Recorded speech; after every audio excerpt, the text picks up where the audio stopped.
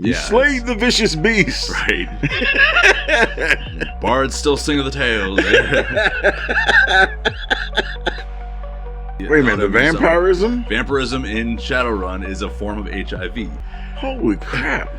And that makes you allergic to silver and sunlight, lethally allergic to those. Hey there, Midnighters and Moonlighters. This is your Closer-in-Chief with another check-in. Monday's episode was delayed by the sudden onset full moon, brought about by the previously shortened work week. In unrelated news, the still missing Jolly Green has left its mark on the production cycle, and we've had to bring in some freelance temp workers. There are some, let's say, questionable gaps in some of their work histories, but anyone that works with a full moon shift knows you need the help to deal with the wild ones. While these temp hires get settled in, you can file into the break room with Big Smoke and I, and join in as we discuss various creatures of the night that we have to deal with in the late shift. And hey, if you have your own late shift regulars you've got to prepare for, hit those like and subscribe buttons. This one's for you.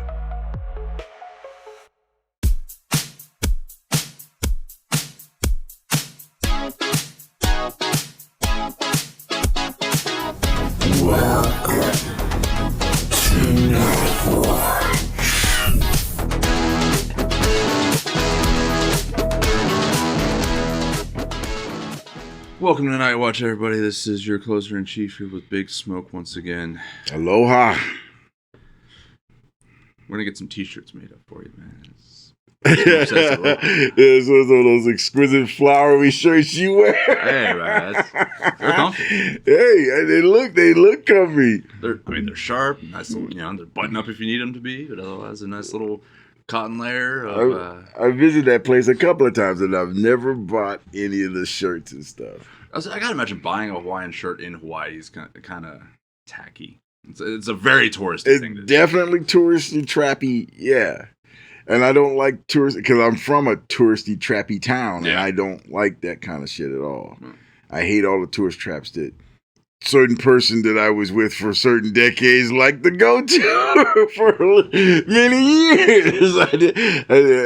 I absolutely hate anything tourist trap-esque. I hate all that stuff. Yeah. I mean, I bought my Hawaiian shirts in Alaska, just to be ironic, but also because they were on sale. I mean, they were $7 and buy one get one free. So I bought 7 of them. Hey, when you buy them at a discount, I can dig it. I'm with that. Mm-hmm. Something practical, something to be done with right then and there. But to go to like an obvious tourist trap and pay $35, $40, yeah, I'm not with that at all. I'm way too cheap and greedy. Hey, I definitely bought a T-shirt at Yellowstone, but I mean, to be fair, it was supposed to be a gift from my mom, but then for whatever reason, just never ended up giving it to her. I still have it. We love you, Mom. Yeah, love you, Mom. It's a very comfy shirt. Get you another one sometime. What really messed me up one time is that whenever I went somewhere, I always bought something for my mom. I never bought anything for my dad. I got away with it for like 4 times. Went someplace, bought something for my mom, never bought it for my dad. I gotta imagine from what you told me about your dad, he's very difficult to shop for. He is. And that's why I never did shop for him. But after, I think it was when I was in Germany and I came back and I had some stuff for my mom. My mom was like, your dad would never tell you this, but it really hurts his feelings that you never shop for him. And I was like, oh, okay, that kind of hits home. I mean, you could have told me this shit while I was in Germany. But my saving graces was that I always bought shirts that were like 2 sizes too big for me. I like the freedom of it. And I remember one time I got him this really cool. It was like a dark blue on black, swirl on a T-shirt, and it was probably one of my most awesome purchases in Germany. Silk thread, 120 pressed thread, very soft, but it was like 3 sizes too big for me. And my dad, he was a hefty guy. And so I was like, okay, I just went home, washed it, and I gave Pressed it. pressed it and gave it to him, and he was like, oh wow, he looked at the shirt, and then like over the course of like 2 weekends, he's wearing the shirt. Yeah. And I'm like, oh, okay, that was a good purchase. And then like we was at my godfather's house, and we're all drinking cognac and chilling. And my godfather was like, that's a really cool shirt. And my dad goes, my son got me this. And I was like, oh, fuck, okay. I really got to start shopping for my dad. Right. I got to, because, you can see that look on his face like, yeah, my son bought this for me. And I'm like, no, your son didn't, but but that's what I'm going to let you think until you die. I'm not, I will never express the truth to you, Pop. Love you, Dad. Yeah, my dad's very much, if he wants it, he's going to go get it. Yeah. So it's like, I can never, I remember, I can't remember if it was last year or the year before, but I bought him for Christmas, I bought him a wallet. Right. Uh-huh. Went out to local sporting goods store and found this real nice wallet and everything, nice bifold and everything that he likes, and snagged that up and I gave it to him and everything. He unwraps it on Christmas Day and shit. He's like, oh man, I just bought a new wallet a week ago. I'm like, God damn it! It's just hard to buy.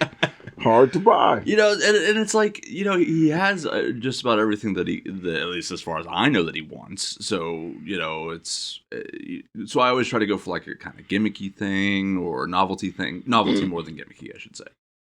But like, I remember when I was a kid trying to do the same thing of like, oh, here's this little, wallet organizer thing that's like a multi-tool that, and nobody likes a multi-tool that is kind of okay at a dozen different things. You want something that specializes and is good at one thing, or like a nice Gerber multi-tool or something. Hell, I got mine. I bought that thing a decade and a half ago and I still have it. But yeah, so little novelty things like that, and it's just like it's not the same. I pride myself in my gift giving abilities because I like to go with something that I know that somebody likes, especially if it's like a brand or franchise, or if it's something useful. And I love whenever I can find a meeting of the two. Right. So my dad is vain, or he was vain. He liked to look good, and rings, gold chains, nice collared shirts. That's when I started buying him stuff. That's what I would focus on. Yeah. Mostly thumb rings. He really liked thumb rings. And I got him one signet ring. Once I figured out what a signet ring really, demonstrated what it represented, And that's why, my representation has always been the wolf, because that was his representation. I was like, but I never took the signet ring that I got him. I buried him with it. It was nice silver, wolf head coming off the top of the ring, and it took up the full knuckle on his finger. And that shit looked nice. I got him a black one, I got a silver one, and I got him a gold one. And I got him like various gold rings on his thumbs, and I gave him not a rope, but it was a thick, braided chain. And the rest I gave him just all kinds of shirts and like dark sunglasses.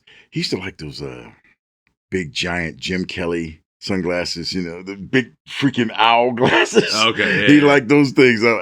Things look freaking weird, but he liked wearing them. And I'm like, all right, wear it. See, my dad's always been a practical guy. He's always been doing labor jobs and shit like that. Carpenter for 20 plus years. Now working gas and oil field. So it's a lot of sunglasses that double as safety glasses. It's a lot of plain t-shirts and jeans.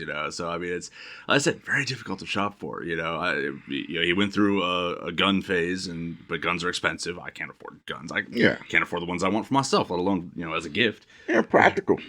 But so I try, and it ends up being a lot of like coffee cups, travel mugs, shit like that, little gadgets. He's not really a tech guy, so otherwise I'd get him like a tablet with an organizer or something like that. I've looked into that kind of stuff, but yeah, like I said, he doesn't do too much with that. But yeah, just shopping for him, damn near impossible, but I'm gonna keep trying. And I feel like I think that, I mean, I hope they always say it's the thought that counts, right? No. Yeah, no. Okay, I'm of two minds on that. Okay, First, it doesn't. The thought doesn't always count because the thought can be absolutely fugazi, wrong, backwards, or ignorant. True. 2, you accept every gift that you're given in love and devotion. I accept every gift my kids have gotten. And some of them, I'm like, what the fuck? What? Thank you very much. This is an awesome gift. I never would have thought that someone would get this from me. This is awesome. And leave it right there, you know. It's the equivalent of putting the crayon drawing on the fridge. Yeah. This is absolutely the most crazy looking. But hey, baby girl, thank you for giving me this. This is awesome. And then what is better for me is to see the pure love in their eyes when they feel that the reciprocation of love from you on something that they got for you. Yeah. And that is all that matters. Because, maybe that is what they mean by the thought that counts. I mean, because I've gotten stuff from my kids that I'm like, there's no way I'm gonna use this in any meaningful way. But okay, I mean, it's gonna sit in my drawer or my lockbox, and I'll never throw it away. I'll never re-gift it or any other stupid shit. It's gonna be mine forever. Goes in the pirate treasure chest. Yeah. Now they also know certain things about me that no matter what no matter what iteration that it is presented to me, that I'm gonna like it. Anything, and all things Yoda. They've gotten me some of the most ridiculous, funny things. Yoda puppets, Yoda hats, Yoda shirts, Yoda hoodies. Because I love that character, Yoda. There's, I constantly, make that 1 or 2 quotable moments from Yoda that everybody knows. Do or do not. There's no try. Yeah. And that is why you fail. I don't believe it. That is why you fail. Hey, like and comment and subscribe, everybody. That was a Yoda reference from Star Wars. I wasn't supposed to do that. Like, comment, and subscribe. We love you all. I love my kids. And that's what we do. Yeah, but also coming from the opposite angle, I know I'm not easy to shop for. I can imagine. I mean, plenty of Christmases of just getting clothes. Which don't get me wrong, a lot of times I need the clothes. Right. So clothes. I think one year I got a pack of socks and a pair of basketball shorts and a hoodie. And that is the most softest fucking hoodie that I wear all the goddamn time. And they are very comfortable and very nice basketball shorts. And so I always need more socks because I wear holes through them because I'm always on my feet all the goddamn time. So, I mean, yeah, it was very good. But then they started giving me, past couple of Christmases, I've gotten like a drone and an RC helicopter. And, so like. I've done that. Look, I buy. And I still have them. They're so fucking cool. Yeah. I mean, look, you remember, I bought lightsabers for all my kids. I bought lightsabers. They're in their 30s. I bought them lightsabers. You bought me lightsabers. Yeah, and I bought you like I just like I bought comment and subscribe, everybody. But yeah, I really did the one time. But I bought lightsabers for like 6 people. Like I loved it, and they were the kind I'm like, oh shit, this is fun. And I got to see grown people beat the crap out of each other with lightsabers on Christmas. It was the fun day. I was half drunk all day, just watching grown people chase each other around the house with lightsabers. I'm sure there were a few minor injuries. The best present I ever bought. Best present.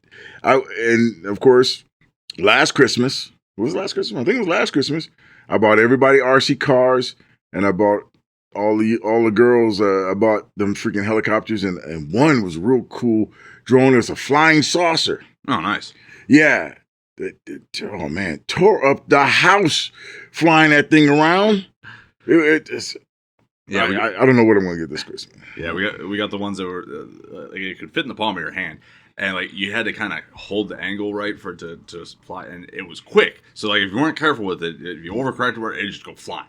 But we took it outside, and then the wind kind of caught it around a little bit outside. But on a calm day, it's fun. You're not supposed to fly them inside, but I've been starting to get a little bit better practice, pivoting around inside and getting those fine controls down. But yeah, the bigger one though, I can either use the remote with it, or I can sync it up to an app on my phone. And it has all the cool, homing buttons, so you can, and then press, I've seen those. Yeah, so you can fly it off, and then, you hit return, and it just flies back and lands, and, nice quadcopter folds out and everything. Oh, it's really cool. Got the camera built into it, everything, so you can, video screen it while you're flying it and shit. I want to get the next drone for my son-in-law, but I've been told not to get it. It's the 1x4 scale. It's almost as big as this table. It's huge. Yeah. And it's a blinking light, aerial, UFO drone. Now, this thing I guess it's deceptively large that if you saw it at any kind of monetary, a various distance away, it looks like a real spacecraft flying around. Yeah. I think the freak out factor would be high. This, you're flying. Okay. Racist moment coming up. Ready? If you find something unusual in the dark around black people, they tend to freak out a little bit. So if you I saw a video recently of somebody was they launched up a drone outside of a crack motel and just watching everybody in the place freaking out. Because law enforcement are starting to use drones. They're starting to use them. So in New York City, they're using these really oppressive looking, and they're not like the nice Joy drones. There's the drones that got the big giant lights and they get the freaking antennas and look like some RoboCop type shit. And it's pointing at you. Halt! You are breaking the law. You will be vaporized if you move. That kind of shit, scare the crap out of you. Oh shit, the drone! And then people are running for their lives. I've been watching too many movies. I know I've talked to you about it, but I can't remember if I did on the show or not. But Japan, whenever the Yakuza were using drones to start moving drugs and stuff like that, and then the police force to counter it started putting up their own drones, and then you had guys out there with net guns and swatting sticks and shit, and it just became this weirdly fun, non-lethal drone on drone cops versus robbers thing. It was this whole thing. I'm sure by now the technology has advanced to where it's not quite so fun anymore. But it goes up in stages. Those weird drones sightings that we were having outside of New York City, they were if you got too close to them, electric countermeasures were used on your drone. It would knock you out of the sky. Mm-hmm. And then people were using basically small EMP resistant, communications, or freaking they had the drones, onto a freaking wire line. It was fly by wire. Yeah, which you're seeing a lot of that in Ukraine nowadays. Yeah, the same thing was happening out there. They figured out countermeasures, and so they were doing fly by wire. Now you got guys out there with craft scissors and shit like that to counter the drones. Somebody guy runs out and he's searching around, finds this tiny little wire and clips it, and then you just see the drone off in the distance just drop and explodes. Terrifying, but it's and when we figured out that these drones that were outside New York City, that was the U.S. government trying out new technology. Yeah, trial running, and they were testing it on freaking on U.S. citizens. And I waved my hands to that. Seen a video of a guy demonstrating how to counter those. You get a big stick, as if you're making a spear. Mm-hmm. You want something a little bit taller than you. It was about 15 feet is ideal length, right?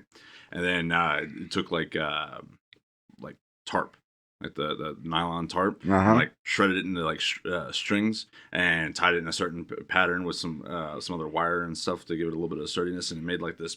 It looked like a big. The toys you play with cats with, the little feather thing on the end of it, looked like that, but it was all the plastic and wire and shit. And so that if one of those gets close enough or gets too close to you, you can swat it and it catches the wire and shit and gets it all tangled up and it fucks up the rotors and everything. And then you just pin it down to the ground as far away from you as you can. And that way, in case it's going to explode, it's relatively outside of lethal range. Mm-hmm. Yeah. So people are coming up with some really creative shit, man. Yeah, you can't just shoot. Like, I don't know what particular states, but in some states, you can't even shoot those things out of the sky.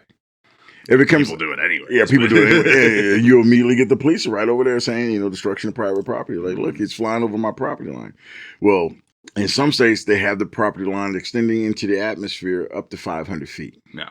So if it's up 501 feet and you shoot it out of the sky, you destroy private property without them actually invading your private property line. So but I remember that first time that ever happened. Dude had a very fine-looking young daughter, and it was apt to, sunbathing in the backyard, and somebody had a drone, and they were flying a drone over the house, looking at that young, luscious body sunbathing.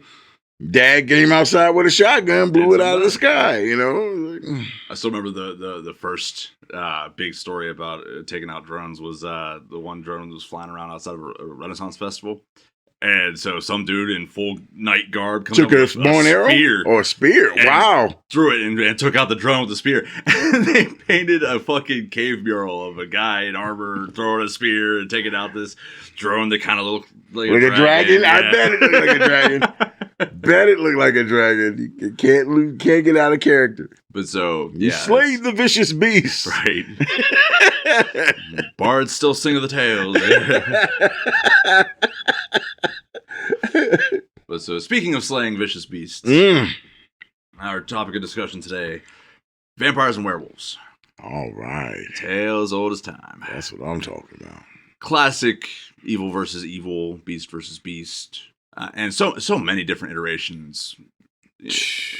Done to various degrees of... From campy to deadly serious, yes. Let me start with the big one. What's your favorite? Favorite of all time, vampire versus werewolf specifically. Oh, come on, man. My favorite. Well, okay, look. Discussing off air what we were going to do opposed to this question. Yeah. My favorite vampire movie would be... Not vampire versus werewolf specifically. Oh, vampire versus werewolf. Yeah, specifically it has both. Oh, well, that narrows it down quite. Okay, then my answer changes again. Okay. That would be Underworld. Okay. That would be Underworld. Yeah. Because it has both prominent factions, and they're diametrically opposed. They even break it down by history. Mm-hmm. So yeah, that would be Underworld. That's my first one. My second one would be the Hugh Jackman's version of Van Helsing, okay? See, I was going to say, so mine's actually flipped. Helsing is my favorite. Right. And Underworld is my favorite series. Yeah, okay. I can get with that because there was only that one movie with Hugh Jackman Van Helsing, in it. yeah. That was such a good fucking movie. The transformations were awesome. Yeah. The fight scenes were epic. Him fighting Dracula as a fucking roided out werewolf was just awesome. The gear, the fucking repeating crossbow and everything else was super fucking cool. I love the crossbow. I did not love his aim. He sucked. He took out the princess vampires or whatever you call them, the spawns. How many shots did it take him? I mean, there's a reason why. Hey, I can shoot through volume, man. Only gotta hit him once. He had a Gatling gun of a freaking crossbow. That sucker was going like wow. Like, okay. Now, like when you put it like that, okay, he had that freaking tumbler of freaking arrows in that thing. Mm-hmm. He never reloaded. Oh no, he reloaded at least once. He reloaded once. That's right. He did reload once. I gotta watch that movie again now, just to see him shoot that freaking battalion worth of freaking arrows. But yeah, I think actually between both that Van Helsing movie and the Underworld, one of my favorite aspects of it is the way that the humans fight back against these things that are just so much stronger and faster, more deadly. And just coming up with creative gadgets and gear. In Underworld, you had the silver bullets, the UV bullets in the second movie. A lot of the different serums or cures, old timey and new timey, mixing the two together. I really enjoy that aspect of it. It's I love a good smart engineer type character. Give me a Tony Stark in a vampire setting. Fuck yeah. You know, your Whistlers, your fucking Whistler came up with a lot of weaponry. right. Well, what was the engineer guy in Van Helsing's name? Very minor character. Side character did not get his name. I can picture that crazy scientist aspect to him. He got a hold of those bullets. He came up with an alternative right away. He was a very minor character. He did because he did not survive. Oh, weird! I completely forgot that they had Dr. Frankenstein's monster in that Van Helsing movie. Yeah, as part of the plot. He was the power source. That's right, he was. Yeah. And he went out like a champ. He just had his hoodie on and he was running for the hills. I thought that was the coolest part of the movie. And he got out of there. I thought that was the best part. Khan. That was his name. Yeah, that was his name. Khan. Carl. What do you mean? David Wenham was the actor who played character Carl, and I'm pretty sure that was the... On Underworld? No, in Van Helsing. Oh, okay. I know we're crossing the streams on that one. Oh, fuck, Robbie Coltrane played Dr. Jekyll? Yeah, we don't do much research on this one, ladies and gentlemen. Hey. People aren't here for the facts. Everybody knows we get those wrong. Yeah, here for the opinions and entertainment, right? Look, that was If I was gonna put it like on the best, that's what I would do. Is say that Van Helsing and Underworld. Because those are two that have both werewolves and vampires, and oddly enough, werewolves are both the underdogs. They were both, had underdogs in both of those scenarios. Yeah, well, I mean, you kind of... they followed the lore. You kind of almost have to, considering, vampires are always seen as these societies that have been built up over intellectuals millennia, because they've just been around for so long. And then werewolves are always seen as animalistic beasts. They don't have centuries-long lives, instincts and passion. Well, no. In Underworld, they do. They live a very long time because what's his name? Lucian. Yeah. Okay, but see, even in Van Helsing, okay, the werewolf doesn't typically survive because they kill it when it starts to rebel. Mm-hmm. So they always let him nip somebody, and they keep the one that he nips, and then they keep him until he transforms. Yeah. But essentially, he has regenerative powers. He would live for a very long time.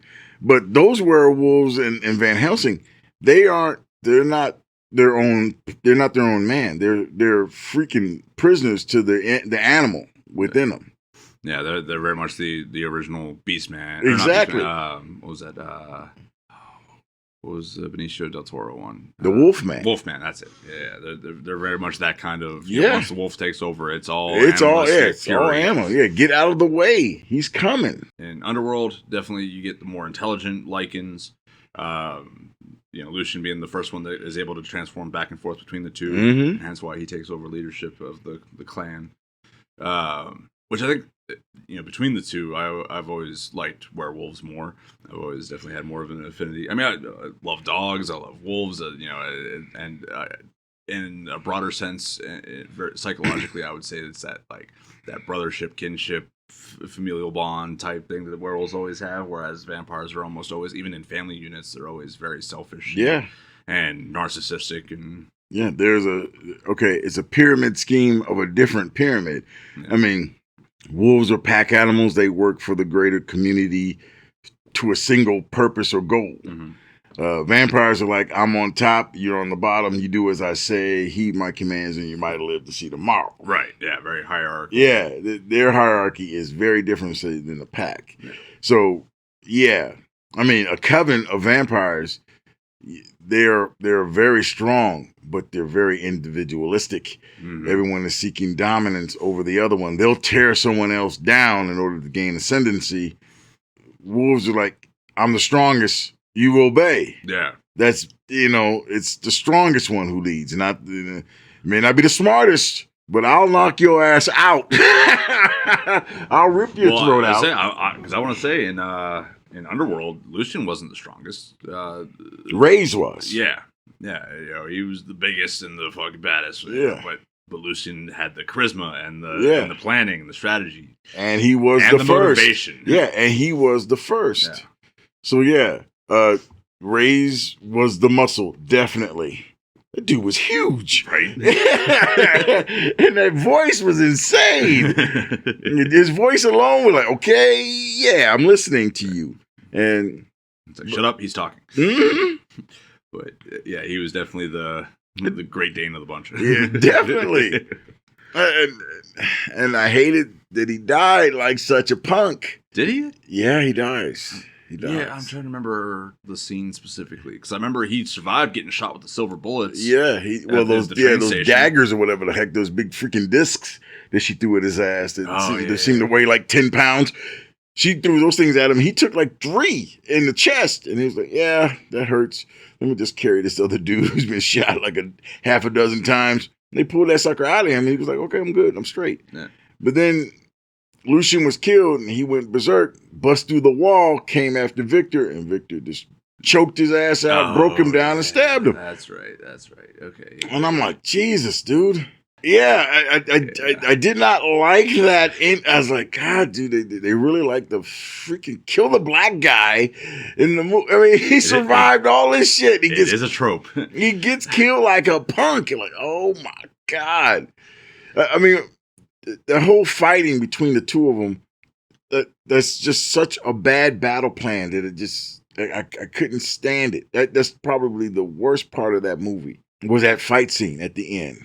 Okay, it's like you've been working toward this goal of we're going to fight, we're going to give it back to the vampires, we're going to take over. We got a plan, and the plan's been working until somebody just falls in love all of a sudden with a freaking dude you've been killing his species for hundreds of years, and just something about the greasy blonde hair that just got you, in the nether regions, quivering. I don't get that.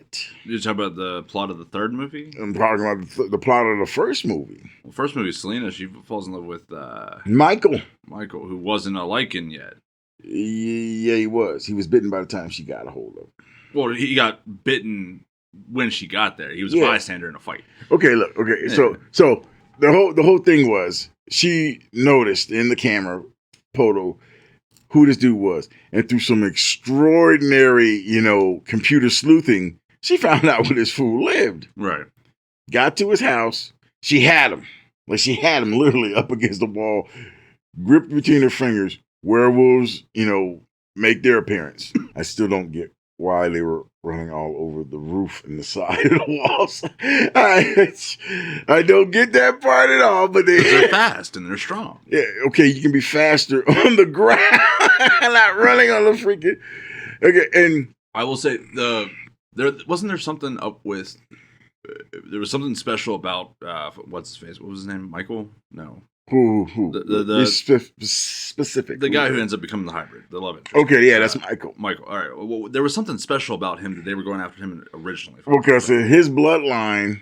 Okay. I remember he's directly descendant of Corvinus. Right. Okay, so Corvinus was this immortal. Because he was Michael Corvin. Yeah. This Michael is a direct descendant of Corvinus, the first, who had maybe more than 2 sons, because the first 2 became the wolf, the second one became the bat. Yeah. And then there was one who became a human who never got infected at all, but he still had the virus that Alexander Corvinus had that made him immortal. That's right. Okay. Yeah. And the werewolves or the Lycans were trying to find him to mutate his blood to find some kind of either advantage or cure, one of the two. Or maybe they were trying to...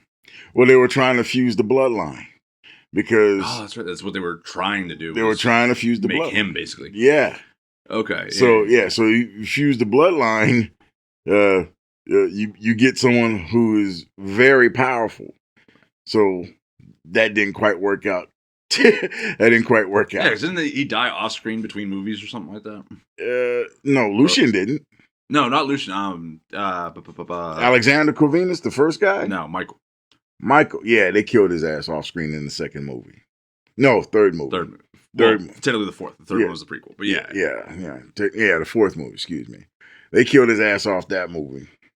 Yeah, but Lucian died first movie. Yeah. Came back in the third movie as the prequel. Yeah, Lucian shouldn't have died. That guy plans, like they had forgotten Lucian because they thought he was dead. Mm-hmm. So that guy existed for hundreds of years off the grid. Mm-hmm. He gets killed because he surfaced. he shoulders, he stuck his head out, and two, he turned his back to the traitor. Yeah. What are you thinking? This is a classic. This is a classic Saruman and Grima. And Grima Wormtongue. He kicked that motherfucker in the face. He turned his back on him, and he took 3 freaking bullets in the back. You know, I gotta wonder. Wow, dude. What? Like where was? I could write these movies. That guy, the traitor vampire dude. What was his name? Craven. Yeah. So that guy. How do I remember all this crap? Oh God, do I still remember my social security number? I don't remember my high school graduation. I remember how to get that first easy sniper rifle in Fallout 3. Yeah, I know exactly. To be fair, one of those is infinitely more important. Yeah, come on. Yeah, Craven. That cat. Right, so Craven, like his whole strategy of becoming the leader of the vampires, he would have had to take out at least 3 elders, the 3 oldest of the vampires, and taken out the council, which he succeeded in taking out the council. And he helped, because of his direct actions, one of the elders got wiped in the most vicious way. Yeah. But now you still got the other 2 to deal with. And one of them is, one of them is the oldest, mm-hmm. Marcus. Yeah. The first of them. The first. And then you got to deal with the other one who was just straight a blood. He was a psychopath killer. Which Bill Nye, fucking kudos, man. I mean, I absolutely love him in everything. That guy's awesome. In everything he comes out in, he is incredibly, yeah. So you got this dumbass who's trying to usurp the throne by taking out all of these guys that are all infinitely older and more powerful than he is. And he's kind of succeeding until he turns against his one ally that would have helped him finish the job, killing Lucian, because he was siding with the Lycans in the first place in order to get that edge against the rest of the vampires. But he just didn't have enough. He didn't have enough guts to face his enemy head on. He would have died instantly. Yeah. Well, I mean, he did. No, he how did he freaking die again? Marcus grabbed him up and drained his ass to get all of his memories. Craven? Mm-hmm. Remember? Because it's him and Selena in the chamber. Selena tries to wake him up and does the blood ritual or whatever. But her memories are so scattered. That's right there. Yeah, Marcus got him in the next movie. Okay, I get that. No, Marcus got him at the end of the first movie. No, he got him he got the beginning of the second movie. Mm-hmm. Yeah. You want to bet? You want to bet? We can put some money on this. My kids would love this because whenever I decide to put money on it, I got you. I'm going to put $5 on it right now that Marcus kills his ass. He basically rips his head off in the second movie after he wakes up because Graven took some of his henchmen. He tried to go into his vault and kill him while he was still in the grave. But by that time, he had drank the blood of that wolf cat that they killed in the freaking crypt. $5. All right, yeah. You're buying dinner. Okay. Yeah, Craven dies in Underworld Evolution. Yeah. After attempting to assassinate Marcus Corvinus. Okay, to be fair, in my defense. In your defense? In my defense. $5, you're buying dinner. Okay. It's been quite a few years since I've seen the movies, and I always watch them together. Oh. So like the overlap there. Kiss the ring, you are forgiven. Okay. Because Michael becomes a hybrid at the ending of the first movie. Right. And he still gets his ass whooped by Victor. Yeah. Selena had to save his ass. Right. Victor wakes up, and they go after him, and they kill him at the end of the first movie. Mm-hmm. The second movie, They're running from Marcus.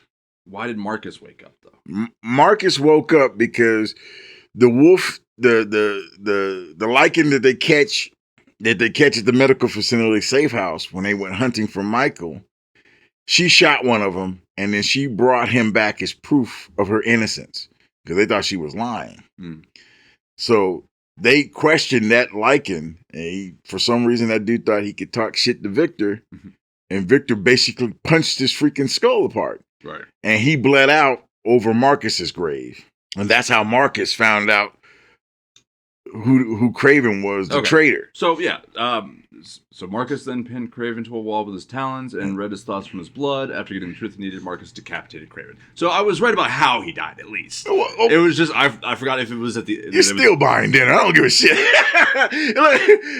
I can see that I was wrong of which movie it happened. Yeah, okay. So here I am. Okay, Craven, he was never good at frontal assault. He was really good at backstabbing and treachery. Yeah. But he was, what do they call it? He was like a very passionate bureaucrat with fangs. Yeah, also, I don't think Craven was trying to...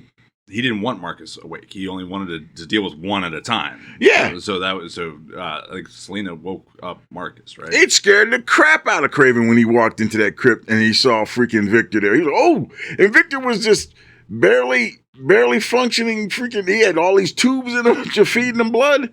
He was like, oh shit, oh, you're awake. Oh shit. My master, what are you? Yeah, he immediately bent the knee. He knew he was in trouble.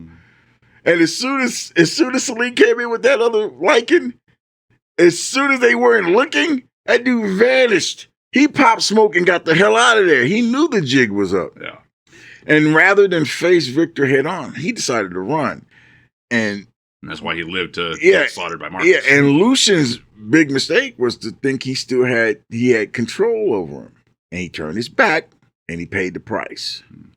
Hey, here's another thing. Lucian was still alive. He was majorly fucked up. He was taking all that silver in his veins after he got shot by freaking Craven. He was still alive after that? He was still alive because he then, when Craven's back was turned to him, he took that long ass blade and he stabbed him through the knee. Yeah. And then Craven turned around and finished him off. Yeah. So he probably would have lived longer, and freaking Reyes would have got to him with the blood, at which point it wouldn't have mattered. Yeah, because he would have gave him the blood, and he wouldn't have been allergic to freaking silver anymore. Right. He would have survived, but he just had to stab that fool through the knee. Principles, man. There's no guarantee he would have survived. He could, that blood getting into the system. That was shown to be a pretty quick fucking finisher for the lichens. But he was a pinnacle. He was a pinnacle lichen. He was the top of his food chain. I mean, he was alive, and that stuff was still poking through his veins. It was pumping. You could see it. It was pumping, but he was still alive. Now, and when he got shot in the head with a silver bullet, he simply just, he strained a little bit, and he poked them bullets right out of himself. That dude was a G. And then chased the car down. Right. After getting shot. Now that's a bad move. That's a bad. I mean, this is why I love, lichens. Them guys were hardy. Mm-hmm. So what about TrueBlood? You ever get into that one? I got into TrueBlood.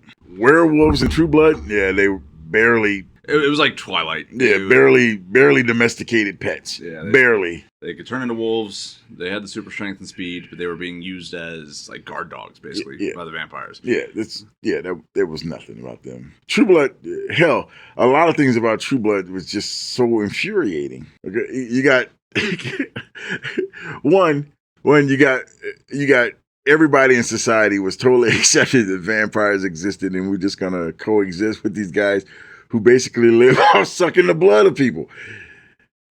In no society does that happen. I mean, if they find out you existed, their main thing is extinction. We're trying to kill you guys off because we know. Well, by that point, they were already embedded in the the government. They were, I mean, and the whole thing. The reason they were able to come out of the coffin, which I thought that was kind of clever, that was kind of funny.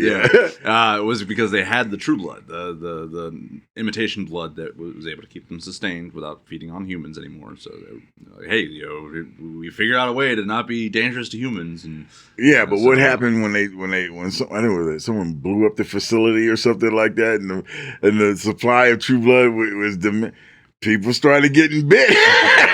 People, and I admit that I was like, okay, this is probably should have been one of the number one, what do you call it, the extinction level event scenarios. Okay, what if all the TrueBlood got destroyed? What are these fools going to eat? Right. I mean, people should have like, okay, we got stockpiles of TrueBlood in certain place, to feed these fools off. Or you got the other alternate plan. Well, should that ever happen, we got all these freaking, UV lamps that we can suddenly shine in these people's faces and they're like, look, you need to picturing the Hammer of Dawn from like Gears of War. Yeah. Or in Fallout New Vegas, they had a similar. It was like a satellite array that bounced it was a solar or mirror array that collected sunlight, shot up into space, and then linked to the satellite, and then it just went wherever you pointed the beam at. As a directed powered sunlight. That would be like. First off, definitely something we would do. You need to have some contingencies from something that's vastly stronger, faster. Yeah, you tell me the U.S. government wouldn't have a satellite in space that could bounce sunlight wherever it needed to? You think there wouldn't be a whole bunch of UV lights all around the White House? Yeah. They coming for you. Man, what? I could never write a vampire novel now. Humans would always have a safe place to hide out at. Look, right? I'm sorry. There would just be a continuous satellite pointing a steady beam of sunlight, and so like you said, the White House or somewhere similar would just be always indefinitely under sunlight. Yeah, it'd be under sunlight. Unless vampires figured out a way to get into space, but guess what is out in space? Fucking sunlight. There is no darkness out there. It's just all light all the time. I mean, I crack up over that whole part in TrueBlood, and not to equate myself to a hick. But if I knew you were a vampire, like I said, nothing would change. I'd prep myself, get out there in the woods, and basically wait for it. Yeah, just treat it like treat it like an apocalyptic event, and then I'm just gonna wait. And then the very first couple of days after that, after I know where all these vampire bodies were hidden, I'd go out there and I'd simply open up all the windows and let the light in. Right. And I'd be staking all day, every day until my arms got tired. Yeah. And then feel no guilt or remorse. Exactly. And I'm not gonna wait until like sunset to get out of town. I'll hunt you fools down until like 3:00 in the afternoon, and then I'm getting the freak out of there. Right. I mean, why is it that these cats always hunt? Oh shit, the sun's going down. I need to get out of here. Roar! And then they come out and no, fool, get the hell out of there hours beforehand. Right. And get out of Dodge. And then these dudes wake up, oh crap, they killed Kenny. You bastards. Well, where are they? I don't know. They left it looks like 3:00. There's no way to track me. And then the next day, I'm coming for your ass. I mean, it's like they make it like this guy's unstoppable. Yeah, they're only unstoppable at night. Yeah. I saw one really crazy ass movie with this dude. He was this old Dracula type, complete with the freaking cape and the fan, collarbone and stuff. They went into his freaking. Now, this is the funny part. The guy was already bitten and turning into a vampire. Okay. No one figured that shit out. He's turned into a vampire, right? And then they had these really cool freaking sun lamps, big giant ones, you wear it on your chest and stuff. And the guy turned it on. He's like, ah, shit. And he turns and he goes, I don't need that right now. He puts and everybody's looking at him all weird, not going, oh shit, he's allergic to sunlight.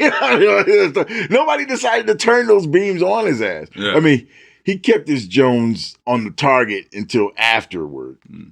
But it was funny. So and then everybody else had their sunlights, and they go, hey, aren't you going to lead the way? I'll be back here. And he's waiting behind.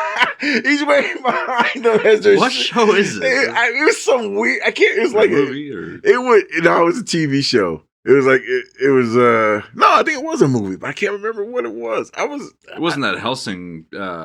No, I don't remember what this movie was, but I know it was this guy. It all started with this girl who was infected with vampirism, and they were trying to give her a freaking blood alternative. Well, first they were giving her blood from somebody. They were like donating blood, but it wasn't doing it for her. And what happened was, what happened was, they realized why regular blood being donated to her wasn't working. It was because the fear, the adrenaline that's in you, when they show the fangs to you, you're like, ah! Adrenochrome. Yeah, that was the, the vermouth and the freaking cocktail that made the blood, palatable. Yeah. And that's what happened. One vampire, he was real cool. He snuck up. He was hidden in the backseat of homeboy's car. He was trying to find the head vampire.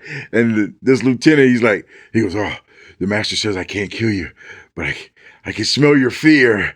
And it's so opportune. Just a little taste. I won't kill you. Just a little taste. he and he bit him and he slurped him down until he was unconscious. It didn't kill him, but that was enough to turn him over the long term. Yeah. So over the days, he's like, getting more, he can't stay out in the daylight and stuff like that. And then he figured, like, he's a scientist, so he figured out why she couldn't have blood that was donated, because it didn't have any adrenaline. So when he shot it full of adrenaline, she thought it was the bee's knees. She was like, oh my God, this is great, And of course, he was already like halfway turned into a vampire then. They killed a bad vampire. But then by that time, he was an actual vampire, and they, wandered off into the darkness, and they were in love and vampires together. And it was just a stupid ass movie. I can't remember the name of the movie, but it was so freaking funny. I thought it was the best thing. These vampires are different. These vampires are different. They really did, like, they were a vampire society, but they were like mega rich. They had all kinds of, connections and stuff. I'm sure that somebody realized they were vampires, but they were so insulated. And which vampires are these? The ones these in Underworld. Oh yeah. They were so insulated. I mean, you could see from the mansion itself. It's like these cats were. Even the lowbrow nobility they were freaking wealthy. Yeah. So you got to say there must have been a lot of them well over 100 years old. That's that kind of old money wealth. And so they didn't have to worry about someone coming into their castle and staking them and putting, sunlight on them. Yeah, these were like old school medieval fucking castles surrounded by barbed wire, electrified fences, big and security ass dogs, guards. big ass dogs that chase Michael out. With the lichens on chains and that one dude, one isolationist vampire guy. Yeah. Was it the second one? Yeah, it's the second one. Yeah, that's right. Because one vampire homeboy that was off by himself, the hacker type, Yeah, he was supposedly banished. Yeah. That dude had 2 freaking vampire prostitutes with him. They're all biting and having sex. He had like freaking lichen guard dogs. Yeah, they were some of the original stock ones that couldn't transform back. Yeah, they were chained up lichens. You just fucking hit a switch and they come running out. Oh man. Yeah, dude, that's like so. He was different for that guy. I mean, and the funny thing about it, like, she comes in and she goes, "Something's different," and he's like, "What?" Well, there wasn't so much security. That should have been your first clue to be a little more. And she walks right up to the front gate. Right up to the front gate. No. Doing very unvampire-like things. Hey, when you got plot armor, use it. Doing some very unvampire-like. Because if I was it's like that one episode of Family Guy, the Blue Harvest Family Guy, whatever, Peter's Hansel is like, nah, we're not gonna die. We got like 4 of the 5 main characters right here. It's plot armor. Plot armor. See, but, okay, look. Remember, like the trap door drops. Okay, she looks up. He looks down.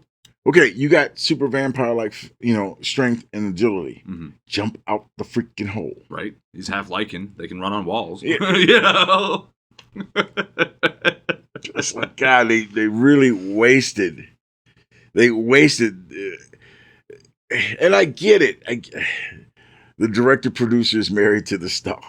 So you have to do stuff like that. I mean, it's like the whole Resident Evil franchise. All the ones with Mila Jovovich.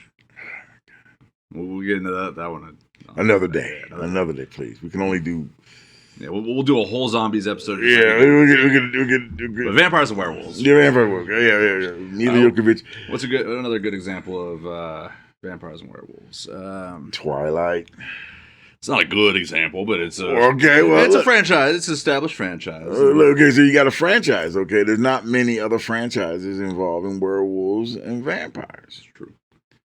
I mean, you only got the big two. And I really don't like the sparkly vampires. No, God, no. I don't like that. I will say that immediately put me on Team Jacob. It's definitely Team Jacob the entire time. Yeah, the entire time I'm Team Jacob. There was no instance where I was Team... I can't even remember his name at the moment. What was that guy? Edward. Mr. I done. Yeah, that was... I don't think we can say that word either. The P file, the pedicure file, the pedicure man. Yeah, let's call him the pedicure man. Fuck it, why not? But so yeah, I mean, that's always the big issue with vampires, right? Is that vampirism as a storytelling element is always that it's bodily fluids, it's that forced, very sexualized, it's penetration, it's blood transfer, it's fluid transfer, everything. In fact, in one of my I won't even say one of my favorite, but there's a TTRPG system called Shadowrun. Heard of it, never played it. It's very interesting, very cool lore. The books are phenomenal. The gameplay rule mechanics for the tabletop is very complex, in my opinion. I wasn't a big fan of it. But the idea is that in 2012, end of the Mayan calendar, it doesn't signify the end of the world. It signifies the end of an age, in which magic comes back. So all the old stories, all the old tales and everything, they all come back to life. And next thing you know, you've got dragons that are owners of multi-billion-dollar corporations, and you've got Wait a minute. Dragon or dragonborn? Dragon. Like in disguised in human horns. Form, full-blooded dragon, but they have magic rings that disguise themselves. Of course. We'll go Vampire Diary on this one. And then humans are being born with genetic coding that makes them being born as elves and dwarves and trolls and orcs. So they're I think they're called metahumans. I think was the term that they used for the broad strokes, because they couldn't call them all humans anymore, but they weren't not human. Okay. But the vampires in that one, in Shadowrun, they actually, it's a version of HIV. It's like some kind of super advanced HIV that not only gives you the... Wait a minute, the vampirism? Vampirism in Shadowrun is a form of HIV. Holy crap. And that makes you allergic to silver and sunlight, lethally allergic to those. Oh, but you actually, in those ones, in Shadowrun, the vampires are actually very weak, but they're very fast, and they have the potential to infect you very easily. But so... Oh. Yeah, so anyways, like I said, vampires in general is always just this very hyper-sexualized storytelling element. And so whenever you start including teenagers in your vampire series, there's going to be some complications when it comes to... Feelings. Yeah, so how old are you? 17. How long have you been 17? For 109 years. Yeah. No. Bad. Yeah. Bad pedicure, man. Oh, look, bad pedicure. Okay. But it's just I mean, there's this there's a guy that does a bunch of TikToks and stuff, and he does a very good job of satirizing the whole thing of why, I'm 1,000 years old. Why would I fall in love with a teenager? Have you seen teenage girls these days? They're terrible, that kind of shit, So it's a very unrealistic aspect and element to me. Yes, I get the whole, beauty and youth and all that, but it's like, God, No. Look. To me, it is not a. And I get that a lot of that stuff, especially the Twilight series, was marketed to younger girls. They were marketed to teenage girls. Okay, look, when we were reading the books to Twilight, I was explaining to the person who I was involved with for 2 decades. And look, okay, my main problem with the whole thing was I said this is directed to teenage girls overall. Yeah. And she was like, well, what makes you say that? I was like, look, what girl would not want 2 extremely alpha personalities in the form of a wolf and in the form of a vampire, both vying for her affection? One was her childhood friend, and her childhood friend still had feelings for her, but she's too scatterbrained. But now she's got this mysterious, edgy stranger, edgelord. This totally aloof, sculpted, handsome, rich, very rich, guy in this podunk town that everybody else wants. But he is sort of attracted to her, but he's so removed from her that she doesn't understand what's going on. Well, if I remember correctly, the only thing that really set her apart was that he couldn't read her mind or something like that. Yeah, she was a complete blank. Yeah. He couldn't penetrate her inner thoughts. Now, everyone else he could read like a freaking book. That was his superpower. Yeah. But see, an ironic flip on TrueBlood. Yeah, an ironic trip. Yeah, because she was the flighty. But see, here's the funny part about TrueBlood. She was part fairy. Yeah, she was a fairy. So she was not really a human. Right. She didn't know that at the time. They just thought she was crazy. At first, they thought she was just crazy. Now, but she knew things about people and could read things from people, and she had to tune them out because everyone was like a freaking background noise that she had to concentrate to ignore. Yeah. Not the other way around. No. Edward could actually read singular thoughts. They never said he could read everyone's thoughts, but if he was focused on one particular person, he could read their thoughts. I don't know. I never read that. It was like the 5th book in the series. They basically retold the whole first book, but from Edward's perspective. Yeah, I never read that one, so I don't know if that's how his powers work or not. Without reading that last freaking book, you knew that he could actually, if he was actually looking at someone, he could see what's in their head. Sure, except for her.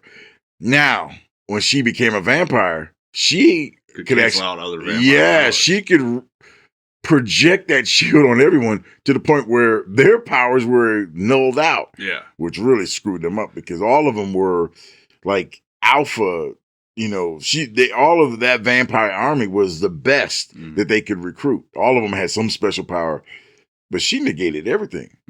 Still, the fight ended up like a 50-50 thing. I didn't understand it at all.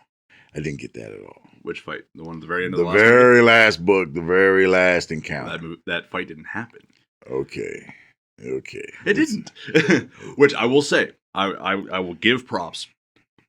That last movie compared to the book, because it had been a few years since I had I'd read the books, and I had forgotten that was all a vision, right? That was shown to the head vampire guy. And in the book, it was very anticlimactic. It was explained that she walked up, held his hand, took his hand, showed him the vision, and then he's like, "Oh yeah, no, this doesn't end well for us. We're good," But in the movie, fuck it, we're just gonna play it all out, and then afterwards, oh, it was all a vision. I thought that was actually really excellently done in that. They had to save it. They had to save it because everybody who's read the book was like, oh, this is fugazi. There's no way this is good. I'm not watching this trash compactor of a movie. And the marketing team was like, look, it's not going to be like the book. It's not going to be like the book. It's not going to be like the book. They said that stuff so often. There's like people going, well, maybe it's not going to be like the book. And you watched it and it wasn't like the book. Yeah, and in the trailers they had bits from the fight scene. Exactly. Like, oh, fuck, that looks so awesome. Like this is like different. This is not like the book. It's not like the book. So let's. Even my kids were like, "Is it gonna be like the book?" Everybody was like wondering if it was gonna be bad like the book because I went to see that last movie in theaters with the girl I was with at the time, and I'm sitting there in the theater watching it. I'm like, did Jacob just fucking die? Like he just fell into that cliff? Like what the fuck? This doesn't happen in the book. What? Oh right, the vision. Mm-hmm. Right. Okay. But up until that point, man, I was engrossed. I That shit. It was good. It was That fight, that last scene was like epic. It really did make up for all the fugazi shit that happened. Terrible. All the terrible shit before that. It made up for it. Yeah. But that kind of crap. The whole vampire armor running around in the middle of the day. See, what made me so mad about the vampires in Twilight is they had no real weaknesses at all. Yeah, no, you had to like tear the head off and then like burn it. Yeah. Okay, but see how they describe these things. They were living stone. Mm-hmm. They were freaking granite, mobilized. Mm-hmm.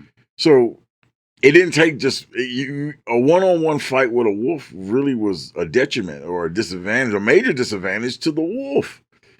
I mean, those wolves fucking help. Oh yeah, when you got a wolf the size of a big, small or medium pony, yeah, that's okay, but still, teeth custom bred to rip apart vampires. Yeah, okay, but see, you still need it too because if that vampire ever got a hold of you and squeezed, it would crush you, and they did. They killed off a good many of those wolves. Yeah, because for some reason they didn't use pack mentality when dealing with the wolf.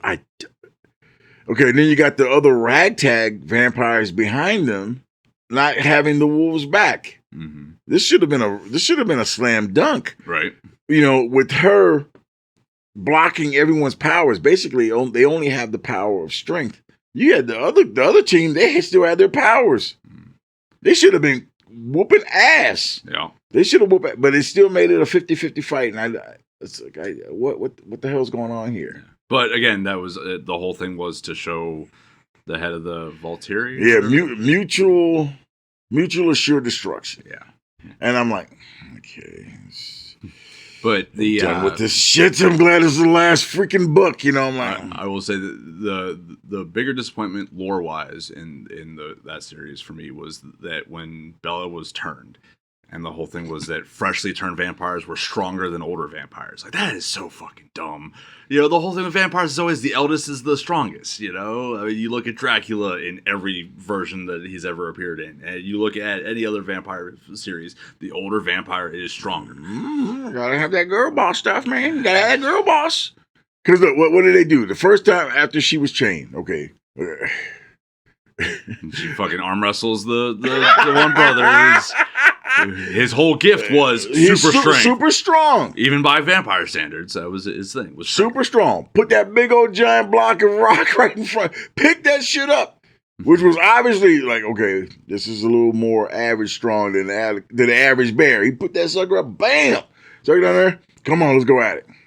She slams him down without even a second thought. There's like, okay, obviously she's stronger. Okay. And then she has her superpowers that she didn't have complete control over. She didn't have control over it at first. Right. She had to keep trying. And then at the pinnacle moment in the vision, she has complete use of her power. God. Okay. Well, if I remember correctly in the books, there was like several months between her getting... Yeah, because they have the kid and everything. They have the kid, and she does all this, spy stuff behind his back to get, passports and all kinds of money set aside that basically took the kid and be feet out of town. Mm-hmm. Okay, of course that, none of that happens because of the vision. They're like, man, it was just fugazi the whole way through. Yeah. It was fugazi. Sorry. Okay, look, I do have a problem. Let me be straight up. I had a problem with the whole vampires walking around in daylight being sparkly. That was a real problem. I had to get over that. It took me a couple of movies to get over that. Yeah. 2, nobody could seem to make up their mind on what they were actually after. Yeah. Hey, I love you, but we can't be together. I can't do anything without you. You always smell so nice. But this is wrong. I'm 109 years old. And you're merely 17. You have your whole life to live. It's better if you get older. You have to get older. You have to grow old. But I will never get older, so we can't be together. Oh. I love you, but I can't be with you. I mean, that crap got old quick. Yeah. I'm going to fall in love with you, but I'm going to leave town. I'm taking my whole family with me. We're going to leave town. and we won't answer any of your phone calls. We're going to completely ghost you. And then these other vampires come back, and they're going to kill you. So I'm going to drag my whole family back here, and we're going to protect you from the other bad vampire. I just reading the books was bad enough, but seeing that stuff before my eyes, I'm like, yeah, this is teenage girls bringing their boyfriends here to watch this craptacular series. I love how all of the actors and actresses absolutely hated doing that movie. It's like, really? I could not stand that shit. I was like, oh my God. And then, okay. So Robert Pattinson, he doesn't even like talking about that. No, movie. he refuses to. You bring it up in an interview. He's like, shut it down quick. He's like, what was your, I think he did one. It was like, what was your favorite part of doing that movie? The paycheck. That was it. Okay, and then it became a whole, reality following freaking fiction. They became a couple and was living together in love and all this other stuff. And then he's like, this bitch is crazy. You're like, I gotta get out of here. I mean, it's a good thing they never got married because it would have been. And now she's like some butch lesbian wearing guys' underwear and grabbing her non-existent junk. I'm like, what? Is she? Yeah, don't look at the newer pictures. That shit is ridiculous. Yeah, I haven't seen her in anything since Into the Wild. Yeah, I think it's Into the Wild. I know she was in that one, but I think that was the most recent thing I had seen her in. She was in one of the Disney movies. Was it? No, but I watched some underwater movie with her in it, where they were fighting like sea monsters underwater. I can't remember the name of that movie. That actually was pretty decent because she was not no tough over the top kind of girl. She was just some scientist at the bottom of the ocean, and they were not going to win this fight. Yeah. And basically, altruistic self-sacrifice wins the day. That's how the movie ended. Mm. I was like surprised. I'm like, wow, okay, I can dig it. It wasn't a great movie. Any movie underwater, I tend to have problems with. Yeah, I don't fuck with the ocean much. It's just any movie that was underwater and there's like always some like spaceship or evil entity or sea monsters. You can miss me with that shit. I know I've been in the ocean enough to like, okay, I'll stay where I can see the bottom and then I'm back out. I'm not playing out there. Yeah, like when I was down in Pensacola, I mean the beach out there was beautiful. The water, crystal clear blue water. Oh man, it was beautiful. Anything I can't see the bottom of. Mm-mm. Yeah. So I was out when I was out in Montana at Glacier National Park. They got Lake McDonald, and it's this absolutely massive lake. Not as big as the Great Lakes, obviously, but it's massive, and it's wild. The going out over that water and the magnification of seeing like whole forests of trees that are collapsed down to the bottom of that water shit. But then you get far enough out and you no longer see the bottom, and you know that shit goes down several hundred feet deep. I don't know what the fuck's down there. And my mind can conjure up some pretty fucking terrifying things. And it won't come close to what is actually down there. Right. But, like, okay, so they had their love affair. She just recently turned. And before, he nearly freaking kills her on their wedding night. Yeah. Because she was still human. And for some reason, she wanted that stone dildo. I don't understand why that was attractive at all. Okay. It's still one of my favorite bits where they were someplace cold and they didn't have a fire or anything, and she's freezing, and because he's laying next to her and sapping all of her body heat, and so Jacob had to come in and fucking. Well, he wasn't even. No, she was freezing to death. They were on top of a mountainside because they were trying to hide from James's girlfriend. Okay. Because they killed James in the first movie, and Victoria tried to kill her in the second movie. And she basically kept coming back downtown trying to kill her. And the wolves and the vampires kept chasing. And they never could catch this bitch. But they kept chasing her out. The wolves couldn't catch her. The vampires couldn't catch her. And if the vampires and the wolves got too close together, they started fighting rather than chasing the weird redhead who was trying to kill her. And the only reason they were trying to kill her is because Jacob said, hey, look, we need to kill this chick. They're trying to kill the girl that's got me friend zoned. And Edward's like, hey, we got to kill this chick because they're trying to kill the girl I'm in love with and I can't be with. That's all. So it was the stupidest shit I've ever seen. But they made it work for 5 freaking films. And then like you get this whole stupid attitude, okay? They get married, finally. Let's go back to the freaking they on top of the mountaintop. Okay, she's freezing to death. Mm-hmm. He's made of stone and he has no body heat. She's about to freaking go. Well, she's already going hypothermic. She's shivering. She's got the freaking fluttery eyes that she seems to do even when there's swarm out. But okay, she's got the fluttery eyes. She's freezing to death. He reads Jacob's mind outside. He goes outside, say, hey, you might as well come in. Then, of course, we have another contractual moment where Jacob takes his freaking shirt off. Gotta admit, that boy was jacked during this movie. It's like, what fucks me up is that he's jacked and the rest of them are still like, they look like they'd never gone to the gym. That's what I didn't like about that. They should have made all those fools go to the gym so that they're all jacked. He shouldn't have been they all should have been jacked. He probably still would have been the standout, but they should have been at least in shape. Right. He comes in there, he takes his shirt off. Woo, woo. My daughters were going absolutely crazy. Even my daughter, who was Team Edward, she was still, a little staring too much at the screen, a little hard. Okay, he gets in the freaking, in a sleeping bag with her. Even your basic hypothermic, treatment for this is that you take all of your clothes off. Yeah, you gotta get rid of the wet. You have to get rid of any de-insular fabric, because anything you wear is just going to draw the heat from you. You have to take all that off so that the only thing that you're coming up is that natural body generator, which is the naked body next to you. I mean, I hate to say it, you're supposed to get butt ass naked, okay? Twig and berry swinging in the wind. Which, if I remember correctly, he does, because he transforms into the wolf first, and then he transforms back whenever he Nah, he's in the shorts. They make a in the point. Book. They make up in the book. He's butt ass naked, but I mean, can't have that on. You can't have that on screen. I mean, that's. I think I don't know. Maybe it was PG-13. I'm not sure. Probably. But look, okay, so he's sitting there.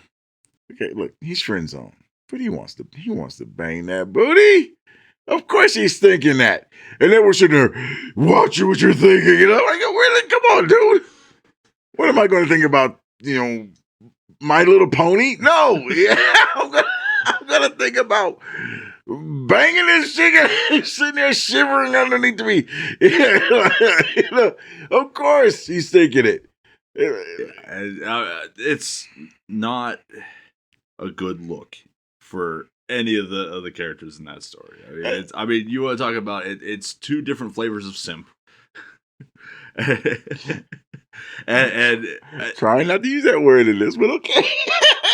Trying not to use this word. And it is that by definition. We had a whole fucking generation of people raised up on that kind of thinking and mentality. But then, a whole other generation that was trying to squash that out at the same time. So it left a whole generation of people confused. You're not lying. Look, when my daughters, even back then, were getting upset with me because I'm like, if I was a souped up Indian who could shapeshift, who at the moment of just before I'm shapeshifting looks like I'm 17. And I look like a 25-year-old. I've grown like 3 or 4 inches. I'm well over 6 feet tall now. Yeah, because there was I remember a specific thing talking about like whenever they hit a certain age, because of the werewolf, they look like adults. They look like bodies. They look like adults. Or they were teenagers in adult bodies. They're 17, but he looks like he's 25. He's got like this mane of. I mean, come on, his hair was pretty cool, man. He had some good hair. Hey, like, we're talking about a bald guy going, man, that motherfucker's got some good hair. Well, what kills me though is that, like, in as far as movie chronology goes, I saw the dude who played Jacob. What was the actor? Taylor Lautner? Yeah, Taylor Lautner. The first time I saw him was as Shark Boy in Shark Boy and Lava Girl. Yeah. So going from that to several years later not seeing him in anything else other than Twilight. And, that was a hell of a jump. And the bad part about it is, like, he gave up completely on acting because he couldn't make that transition. I mean, like now, You see him now? He's kind of got that Daniel Radcliffe thing going. He's trying to separate himself as much as possible. Yeah, he's playing a lot of goofy roles. He's got a decent, like, almost dad bod going now. He's totally given up on like super freaking fitness. He's well. I mean, have you read some of the shit those guys got to go through to have that physique? Yeah, chiseled physique. I mean, the starving and dehydration. Well, no. The starving dehydration comes after maxing out calories, 12,000 calories in freaking Hugh Jackman's case. Mm-hmm. Bulking up and then cutting. And then like on their days of like actually days before their scenes, they have to cut on all the water so they can shred out. Mm-hmm. Yeah, that's a hell of a diet. Yeah, but he was maintaining a decent physique when he was getting roles and stuff. But none of his movies transitioned into like big blockbusters except for Twilight. Right. And after Twilight, he had a short stint into comedy. And he's actually pretty funny. Yeah, he is. He's pretty funny, but he was an action pseudo star now, and they wouldn't let him pick his lane, so he walked away. I mean, he's a multi-millionaire, so he doesn't really. But like I said, he walked away from all that, and God bless him, he walked away from it. Yeah, I mean, I mean, especially in the face of all that money, it got to take a lot to. Could you walk away from it? He's as old as I am, motherfucker. Yeah, he's 33 years old. Hey, he's not that old, he's man. A couple months older than I am. He's like, what, motherfucker?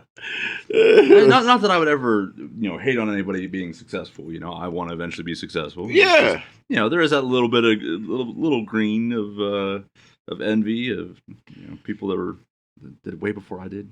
He has no kids. Wow, imagine that. Well, look. For me, it's not even about that. For me, it's different because, like I said, the marketing crew for this they were absolutely. They were incredible because they made this crap happen. By the end of movie 5, I wanted there to be another movie about, Jacob and Renesmee. Ooh. Yeah, I'm surprised they never circled back around. That's what I wanted. I could give two fat rats about freaking. Well, apparently, Taylor Lautner is currently slotted in a movie called Werewolf Hunter that is to be announced as far as... He's back into acting? Oh, let's see how that works. I mean, for me, well, he definitely let a lot of time go between movie slots. I mean, they must have really been begging him to go back to that shit. Well, you want to do more movie about werewolves? What the hell? No. But if he is a werewolf hunter, though, that'd be funny. Yeah. No, you know what would really be funny for me is if he was a werewolf hunting other werewolves. Now that would, I'm sorry, that would pique my interest. I would watch that movie. I saw a webcomic of it. It was like somebody had one of those old timey. It was like a D&D fantasy setting era, and right. Somebody had a pin thing of wolf hunter wanted, and a werewolf ranger shows up. The ad said you wanted a wolf hunter. Look, the werewolves. Well, actually, the werewolves in Twilight weren't actual werewolves. Oh, get the fuck out of here! They were skinwalkers. Oh, hold on. So at least according to the AI synopsis that popped up when I searched this movie, Taylor Lautner is not a real werewolf hunter, but he is set to star in a new meta-fictional series for Amazon MGM Studios titled Taylor Lautner Werewolf Hunter. In the show, he plays a heightened version of himself who joins a secret society of werewolf hunters after the Twilight films and must balance his career as an actor by day and a supernatural warrior by night. Obviously comedy. Yeah, the series is a self-aware comedy that blends elements of Twilight with shows like Supernatural. Oh, no. The story takes place in an alternate reality where, after the Twilight saga, Lautner was recruited by a secret society of trackers who need his unique expertise. No! I will see that movie. Hands down, I will see that movie. Movie, not a series, huh? A series. I will watch that series. Oh, no. No. God, no. I'll watch at least the first 2 episodes to see how that works out. Showrunner is Daisy Gardner, a writer from 30 Rock. Oh, no. No. What to expect? The series will explore character development and will likely address questions fans have had since Twilight, such as shirtless moments and good werewolf transformations. I'll check that out. Yeah, that's a popcorn night. Yes. Yeah, I mean, A couple glasses of wine. And... it's going to have to be at least a couple. Alcohol will have to. Well, no, I still got a little bit of the moonshine left. Oh, there you go. That apple pie moonshine. That stuff was tasty. Oh my God. I got but thing is, I can only have maybe a half of a glass. That stuff is potent. It is, man. I'm like, whoa, this shit's legit. And either you really don't drink much or I am an alcoholic. I don't know. I down that whole jar, man, and I got maybe a buzz. You done? Oh, no, I can't do that. I can't do that. No. I'm back long 25 years. Wow, 25 years ago. 25 years ago, me, my godfather, and my dad, we could go through 2 bottles of 30-year-old cognac in an afternoon, and we're still shooting at targets and playing dominoes and having a good time. And I'm after 3 years and after 3 hours of hanging out with my family, I could get behind the wheel and drive home and not feel a thing. No. Much to the chagrin of the woman I was with. Yeah, she was like, "What the fuck?" I was like, "Nah, this is good." And I was legit. I was good. Yeah, that's how much I drank. Now, bottle of wine. Yeah, Big Smoke ain't going nowhere. He's calling an Uber or a taxi. Not getting behind the wheel. Yeah, no. When I was out in Montana, man, the diner I was working at was connected to a bar, and the bar stayed open later than the diner did. So closing. Of course. So closing shift, I finish up. I go over to the bar. Yeah. And have a drinky poo. Yeah, well, I had to have that nice little unwind moment, So, but I only had a 20 minutes or so to spare before I had to catch the shuttle going back to the housing. So, my go-to was a double shot of huckleberry whiskey. Ooh. And mixed with some huckleberry lemonade. Oh, it was so fucking good. And I would get 2 of those. But so you were riding the shuttle back. So yeah. I never have and never will drink and drive or condone it. I don't care what. See, and so that's the thing, right? When I drink, I always have done it responsibly. It's always, I know exactly, how I'm getting to point A to B, or I'm drinking at home. So I always know I don't have to drive anywhere. I don't have to be responsible for anything. I don't have to, don the cape and go save somebody else's ass. I was always the designated driver for the troops. You're like, hey, I don't care what time it is. If you're drunk and you can't find a ride home, call me and I will come get you. Mm-hmm. You're paying for gas, but I'm coming to get you. And that was always been ingrained. Because there's too many soldiers that lost their careers or successfully they stymied their careers for a certain amount of time until the wind blew all that taint away. But if you got caught drinking and driving, because you didn't just get hit with the city, UCMJ got you, so that got you too. So you got hit twice for the same crime. Yeah, you did. And yeah, my very first time getting pulled over, I was up in Alaska. I was in my Air Force days, and I went to go pick up a couple of buddies of mine from the bar. They needed a ride, so middle of the night, I'm driving into town. It's a good 40-minute drive. Go pick them up, and then I'm heading back out. And there was this big ass roundabout in the middle of North Pole, Alaska, and I'm going through the roundabout, and I had been driving for all of about 6 months at that point, maybe, and I did not signal exiting the roundabout. I did not know that was a thing that you had to do. And so, I clear the roundabout and I'm heading out, and then all of a sudden lights kick on behind me, pulls me over. And yeah, dude came up, saw that it was, a couple Air Force guys and that I was clearly driving sober with the 2 drunk guys in the back seat, and because they're all, wavering and half eyelids open, and yeah, the cop was super nice and friendly, and said, "Oh, you're taking these guys home?" I was like, "Yes, sir. You got anything to drink time?" "No, sir. Came out to get these guys and heading right back." And all right, carry on. But freaked me the fuck out, because like I said, it was my very first time getting pulled over, and so far away from home. I was scared. I was a young kid, I was barely 20 at the time. I love hearing, it always reminds me of that. It's like, how not to get your ass whooped by the police. Be polite. Yes, sir. No, ma'am. Tell your passengers to shut the fuck up. If you don't want your ass kicked, shut the fuck up. Don't have a mad black woman in the car with you. Like, oh God. You don't want your ass kicked.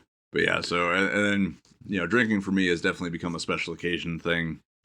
I think the last time I drank was actually, and besides that jar of moonshine, was Veterans Day last year or this year. Whenever me, you, and yeah, that was Veteran Days last year. Okay, so yeah. Oh man, I drink on my days off. Like I drank a little yesterday, but not much. I mean, and I'm definitely going to drink a little bit of that shit tonight because I plan on watching a stupid ass movie. I'm going to drink it because I'm going to have to. What movie are you watching tonight? I'm going to watch Xanthura and I'm going to watch Idiocracy. I'm going to watch those just to get them back because I can't remember half of Idiocracy. Back to back. What is his name? I know it's Luke Wilson in Idiocracy. Yeah, and Xanthura is the Jumanji in space or whatever. The chick from freaking Twilight's in that movie. I mean, it's a very small spot, but yeah. But the one blonde dude is in both of those movies. So he's the astronaut. Yeah, the astronaut. And he's the so I'm gonna watch those two. Lawyer. I'm gonna watch those two tonight, just so I can, because I'm not watching new stuff.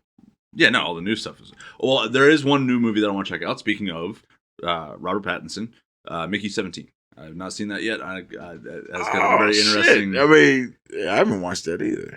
Have I watched Mickey? That's the one about the dude that keeps getting cloned after he dies, right? Yeah. Did I watch that? I don't think I did. No, I haven't seen it yet. I want to check it out. It definitely looks good. And I've been playing. There's a game called The Alters that's based off a very similar premise.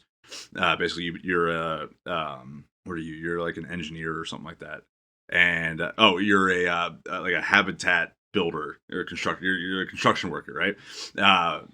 And you wake up in a crashed escape pod, and all the rest of your crew is dead.